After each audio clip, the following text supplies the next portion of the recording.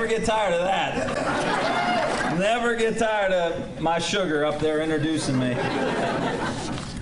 She called me Sugar when I walked in the room up there. I said, be careful, Sugar. My wife's in the room now. Let me first thank Joe and Tim.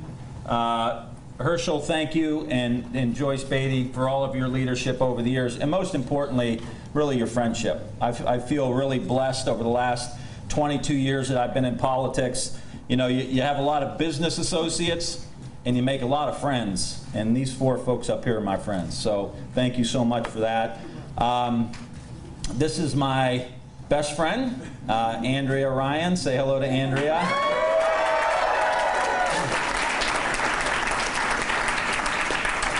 She is a phenomenal mom, a phenomenal teacher. She's been a elementary school teacher for 20 years, and she loves her kids, and she loves to make a difference in their lives. And I periodically get a one-on-one town hall meeting about education policy in our household. Could allegedly include some wine or maybe a margarita, but I get the unvarnished skinny on what's happening in our classrooms every day. So I think for teachers across this state who are worried about politicians not understanding what they're going through, I will tell you that I sleep with a teacher every night. I know exactly what you're going through. And this is our oldest son, Mason, and his girlfriend, Jasmine.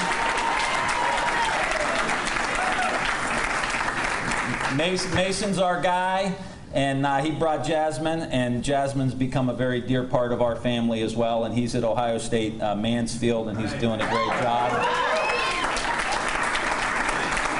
I'm going to pick up that Buckeye vote one way or the other, right, Mace? And this is our little guy, Brady, who you may remember from the announcement video, he's just...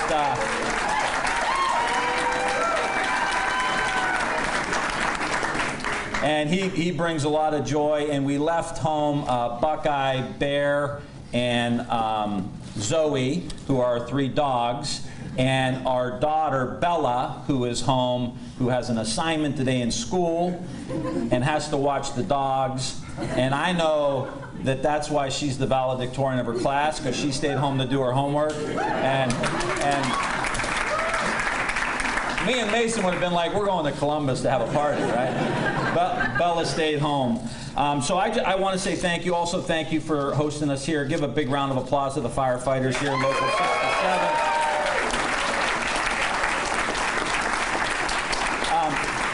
My dad is here, my stepmom, Papa Ryan, and Grandma Marcy are here. Thank you. And my older brother, you know, typical Ohio brothers, right? There was not one sporting event growing up where we were playing each other that didn't end in a fight. He says he won them all. I said I won them all. He won them all. But he has been my defender, my friend, my confidant, my role model in all aspects of my life. He ran my first two political campaigns. I wouldn't be on this stage if it wasn't for my brother Al. So if you can give him a round of applause.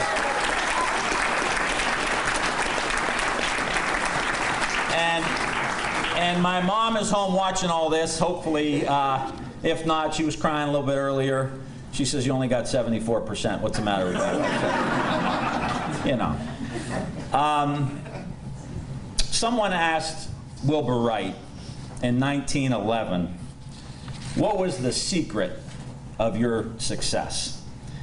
And his answer, as accounted in David McCullough's book about the Wright brothers, choose good parents and be born in Ohio. And I think all of us understand that sentiment. Good parents, born in Ohio, opportunity to do just about anything. And we're lucky, and we have a great family here, like so many of you do. And that's part of the opportunity here. Our niece, Ashley, and her future husband, Jake, are here. Families support each other, right? That's what we do. That's what our communities were built on. And to me, that's the backbone of Ohio, our families. And I think a lot about my grandfather. I think about my grandfather and his life and the trajectory of him and that generation of people. And my grandfather was a steel worker, Tim Berga, for 40 years. And he had a good living, made a good living. And he made a good living that he didn't have to work 50 or 60 or 70 hours a week. He didn't need 2 jobs. He did everything right. And you know what he did because he didn't have to work 60, 70, 80 hours a week? He was the usher at 1045 Mass. He was the head of the beer tent at the summer festival. There's some allegations out there that he snuck me and Brother Al a few beers along the way. Allegedly. But he could give back. He had a garden, you know, that we would eat out of. And my grandmother would cook fresh, healthy food out of. And my favorite picture of my grandfather was in the Our Lady of Mount Carmel, our church, the Annals, the historical book. And I was looking through it one day years ago, and I saw this picture of him. They were Italian, and he was a much younger man than I remembered him. And he had that hat on, you know, the hat that the immigrants used to wear. My grandmother called it a coupeline. He had this hat on, you know. And he was standing in front of a half-built brick wall. It said, John Rizzi, volunteer. He was building the elementary school that we went to, my brother and I. Literally building our future. Literally building our future. That's what this campaign is about.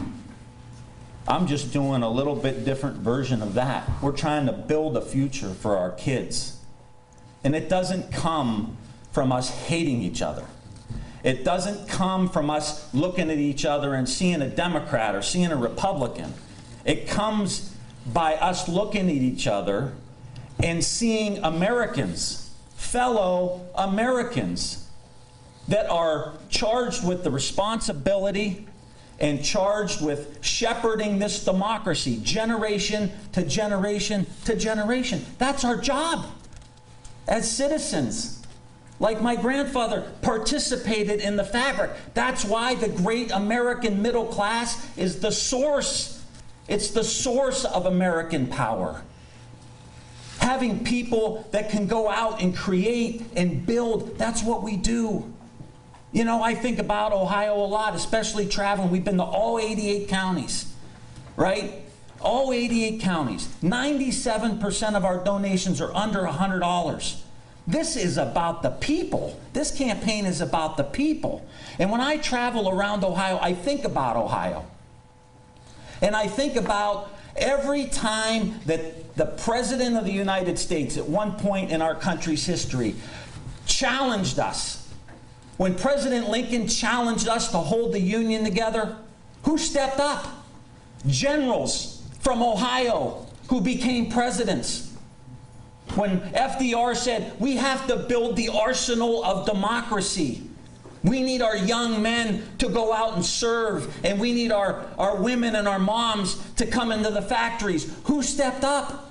It was Ohio. Ohioans. We did.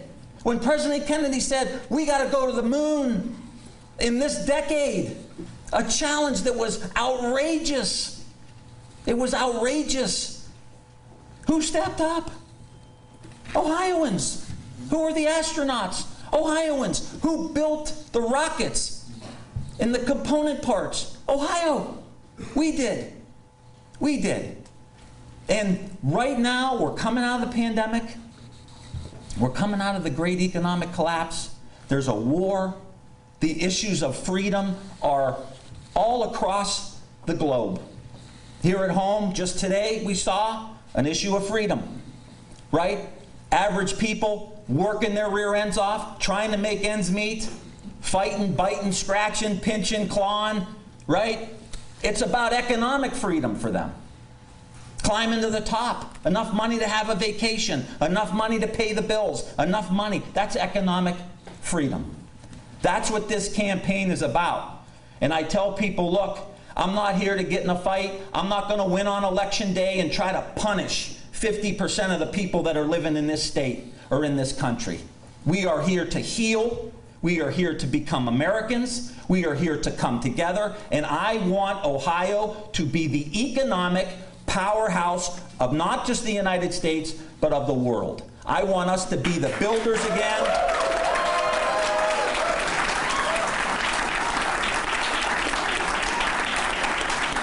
I want us to be builders again. I want us to dominate the electric car industry. I want us to dominate the battery industry. I want us to dominate the electric truck industry. I want us to dominate the chip industry, glass industry, energy in Southeast Ohio, aerospace in Southwest Ohio. I want us to be the manufacturing powerhouse of the world. I want us to help this country leapfrog China, leapfrog these other countries and all these industries. We can do it by coming together. By coming together. I am certain, I am absolutely in my bones certain that we can do this if we come together. And it's not about finding our differences. It's not about hate. Now, I'm 6'4", an old football player. I'm telling you, we have to care about each other. We have to love each other. We have to care about each other. We have to see the best in each other. We have to forgive each other. We have to show some grace. And we have to put workers front and center in the economy in the United States of America, not the hedge funds, not the banks.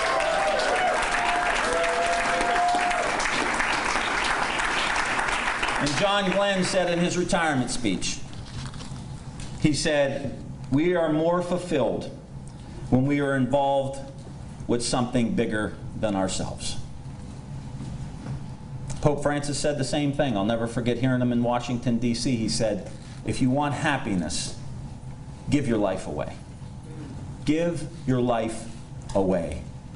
That's this campaign. We are going to build a home for Ohioans, whether they're Democrats, whether they're Republicans, whether they're independents. Everyone is welcome in this campaign. And you tell your friends and you tell your family, come here, Tim. He's not talking about a food fight in Washington, D.C. He's talking about getting stuff done. I almost said. Not that he hasn't heard that before. In a strategically placed curse word at the Ryan household. But that's what this is about. And I'm asking you all to join us. Joyce said at timforohio.com. I want you to be a part. I want you to bring Republicans to our events. I want you to bring independents to our events. Because this is a special movement happening here in Ohio. We hear it all over. I'm going to tell you one quick story. We're down in Marietta. Two-time Trump voter. Right? Steve, my guy here, who's my, where's Steve at? Steve's a firefighter who drives me. Give Steve a round of applause.